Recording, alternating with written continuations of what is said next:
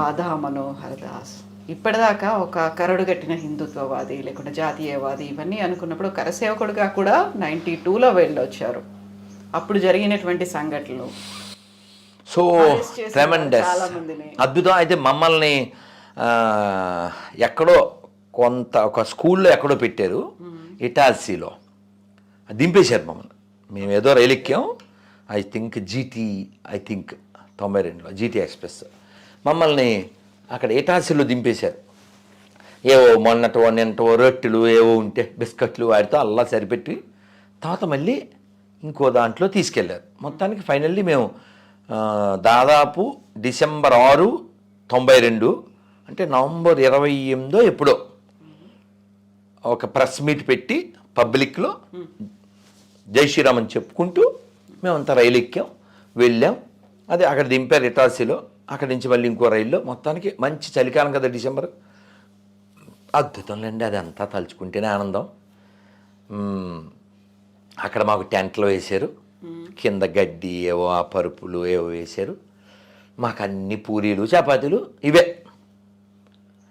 ఆ ఇచ్చిన వాళ్ళలో కొందరు ముస్లిమ్స్ కూడా ఉన్నారు. నాకు బాగా గుర్తు, వాళ్ళు ఏవో పచ్చడి పెట్టేవారు, ఊరగాయ లేకపోతే బఠానీ కూర పెట్టేవారు, బెల్లం మొక్కలు కూడా పెట్టేవారు. అలా 1 వీకు అలా మేము చిన్నవాళ్ళం కాస్త అలా సరదాగా తిరుగుతూ అది చూస్తూ, అప్పుడు సెల్ఫీలు ఏం లేవు కదా, మాట్లాడుకుంటూ భజన చేసుకుంటూ అలా గడిచింది. ఆ చుట్టుపక్కల అవి చూస్తూ డిసెంబర్ 6 అలాగే సభ జరుగుతుంది. లక్షల మంది ఉన్నారు, మేము కూడా ఉన్నాం. తర్వాత హఠాత్తుగా జై శ్రీరామ్ నినాదం పెద్దగా పెరిగింది. కరసేవకులు ఆ బానిస కట్టడం దాన్ని చూసి వారు ఇప్పుడు అది రాముడి యొక్క జన్మస్థలం, అక్కడ అది ఉండడం భావ్యం కాదని భావించారు. వందల వేల మంది ఒక్కసారిగా వెళ్ళారు. ఆ కట్టడం 12 ఆ టైం మధ్యాహ్నానికి ఆ పైన డోమ్ కూలింది. తర్వాత 5 సాయంత్రానికి 6 క్లియర్ అయింది. రాత్రి 12 రాత్రి 10 ఆ టైం నుంచే అవి తొలగించడం జరిగింది. రాముడి యొక్క జన్మభూమిలో తాత్కాలికమైన నివాసాన్ని మళ్ళీ పునర్నిర్మాణం ఊరికే ఇటుకలు టెంట్ వేశారు. ఆ ఇటుకలు సిమెంటు పేర్చిన చేతుల్లో నా చేతులు కూడా ఉన్నాయి. అది రామచంద్రమూర్తి యొక్క అనుగ్రహం. మీరు చూడొచ్చు, రాముడి పేరు మీద ఏ దేశాలు పుట్టలే, జై శ్రీరామ్ అని కొత్త దేశాలు పుట్టలే. దేశాలని చీల్చి కొన్ని లక్షల కోట్ల మందిని చంపి ఇన్ ద నేమ్ ఆఫ్ ఏ పుట్టినయో మనకు తెలుసు. కాబట్టి మనకు ఉపన్యాసం ఇవ్వడానికి ఎవ్వడో సరిపోడు. ఇప్పుడు కరసేవ కోసం వెళ్ళిన దాంట్లో చాలా మంది తెలుగు వాళ్ళు ఉన్నారు. అక్కడ కరసేవకపురం అని ఏర్పడింది. బలి చెప్పారు. పుల్లారెడ్డి గారు ప్రధాన మహానుభావుడు, కీలక పాత్ర, మహానుభావుడు. ఆ కరసేవకపురానికి సంబంధించినటువంటి స్థలాన్ని కూడా కొని అక్కడ ఇచ్చింది. ఆ అయోధ్య కోసం వెళ్ళిన బాబ్రీ మసీదును కూల్చడానికి వెళ్ళిన వాళ్ళు కూడా చాలా మంది ఆ కరసేవకపురం నుంచి వెళ్ళారు, అక్కడే షెల్టర్ తీసుకున్నారు అనేది ఇప్పుడు కూడా తెలుసు మీకు. మేము 3-4 ఏళ్ల క్రితం వెళ్ళాం. ఎప్పుడు వెళ్ళాను నేను రాంపండి వెళ్ళాం కదా. ఈ అర్ధకుంభమేళా జరిగింది 2019. మేము అక్కడే స్టే చేసాం, కరసేవకపురం.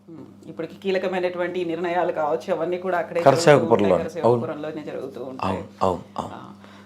అక్కడ ఆ మెమొరీస్ పుల్లారెడ్డి గారు తీసుకున్నటువంటి స్థలం గురించి కావచ్చు. అంటే పుల్లారెడ్డి గారి గొప్పతనం చెప్పాలంటే అది అన్లిమిటెడ్, అది గ్రేట్ పర్సనాలిటీ. ఆయన నేను 2 సార్లు కలిశాను. ఆయన చెప్పారు నాతో, అంటే మేము అప్పుడు అయోధ్య విషయం మాట్లాడలేదు, అప్పుడు తిరుమల విషయంలో 2005, 2008 మొత్తానికి ఆ టైంలో 2007 తిరుమల తిరుపతి దేవస్థానంలో గొర్రెలు ఉన్నాయి. ఎక్కడ పడితే అక్కడ గొర్రెలు మీన్స్ సోకాల్డ్ క్రిస్టియన్స్, వీళ్ళు అక్కడ పాడు చేస్తున్నారు అని చెప్పి దాని మీద ఉద్యమం జరిగింది. ఆ ఉద్యమంలో అప్పుడు ఆయన కలిసే ఏదో ధర్నా ఏదో చేయడానికి వెళ్ళినప్పుడు ఆయన ఇప్పుడు మన హైదరాబాద్ ఇస్కాన్ ఉంది అబిడ్స్లో, ఆ స్థలం వారి ఇచ్చారు. అబిడ్స్లో హైదరాబాద్లో ఉండే ఇస్కాన్ స్థలం వారిచ్చిందే. అప్పట్లో 10 లక్షలు కూడా ఇచ్చారు స్థలం ఇచ్చి. ఆయన నేను కనబడగానే కుర్చీలోంచి లేచి దగ్గరికి వచ్చి, పెద్ద ఆయన మీన్స్ ప్రభుపాదులు వారు మా ఇంటికి 4 తూర్లు వచ్చారు అని చెప్పి చాలా సంతోషంగా చెప్పారు మహానుభావులు. అయితే ఈ అయోధ్య ఇష్యూలో వారి విషయాలు ఒక 2 చెప్తాను. వారు అశోక్ సింఘాల్జీ వారి ఇంటికి వచ్చినప్పుడు ఈ కోర్టు కేసులు ఖర్చు అని కొంత ధనం ఇచ్చారు. అశోక్ సింఘాల్జీ ఇది సరిపోదేమో, ఇంకా ఫర్దర్గా ముందుకు వెళ్ళాలి, ఎలాగ మనం ఈ కార్యం ఎలా విజయవంతం అవుతుంది, ఈ లాయర్లు ఈ పోషణ ఇదంతా అవసరం కదా అంటే ఆయన ఇంట్లో నుంచి అశోక్ సింఘాల్జీ చేయి పట్టుకుని ఇలా బయటికి తీసుకొచ్చి, ఏం పర్వాలే ఇల్లు అమ్మేద్దాం, మీరు పని ఆపకండి. అది పుల్లారెడ్డి గారు, తీయన్ రెడ్డి గారు. ఇంకొకసారి ఎప్పుడు ఆయన పెద్ద చదువుకోలే కానీ మహా జ్ఞాని, చాలా సింపుల్ పర్సన్. వారి గురించి రాఘవులు గారు చెప్పారు, వాళ్ళ ఇంట్లో మంచి హైఫై నేల ఉండదంట, చాలా సింపుల్ నేల.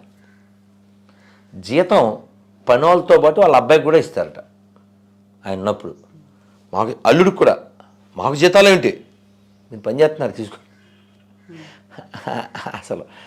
అయితే ఆయన వాళ్ళ ఇంటి స్త్రీలు కూడా పెద్ద పెద్ద సొమ్ములు దిగేసుకోరంట, సింపుల్గా ఉంటారు. అలాగే వారు ఫ్లైట్ ఢిల్లీ నుంచి హైదరాబాద్ రావాలి, ఆయన ఎక్కడంతో ఫ్లైట్ ఎక్కడమే ఓ 300 మంది ఉన్నట్టున్నారు ఫ్లైట్లో. అందరికీ అయోధ్య ఇష్యూ అందరికీ ఒక్కొక్కరికి పట్టుకెళ్ళి బుక్ ఇచ్చేశారు. అంటే నిరంతరం ధర్మం కోసం అదొకటి. ఇంకోటి విన్నాను, ప్రతి నెల లేకపోతే ప్రతి సంవత్సరమో విశ్వ హిందూ పరిషత్తు ఈ కార్యక్రమాలు చేయడానికి 5 లక్షలు ఎంతో పంపించేవారు. ఇలా తన ధనాన్ని తన శరీరాన్ని ఆయన ధర్మం కోసం దైవం కోసం వినియోగించారు. ఓ చోట చదివాను నేను, మన కోటి విహెచ్పి ఆఫీస్లో, దేశానికి ధర్మానికి వినియోగపడని ధనం దేహం ఎంతుంటే ఏమిటి అది. కాబట్టి అయోధ్యలో మెమరీస్ ఇంకా అన్లిమిటెడ్ అమ్మా, అయోధ్యలో మెమరీస్ అన్లిమిటెడ్. అయితే ఈ కరసేవ జరగడానికి ముందు కూడా ఒకటి చెప్తాను, అంటే 89, 90, 91 ఈ సమయాల్లో, తర్వాత కాలంలో కూడా 92 తర్వాత కూడా జరిగినాయి కొన్ని. రామ రథయాత్ర కావచ్చు, రామ జ్యోతి కావచ్చు, రామశిలా యాత్ర కావచ్చు, ఇవన్నీ డిఫరెంట్, ఒక్కొక్కటి ఒకటి.